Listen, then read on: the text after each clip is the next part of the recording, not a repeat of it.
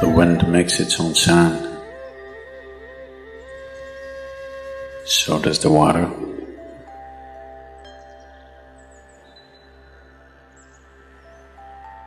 So does the earth. In fact, so does the sky.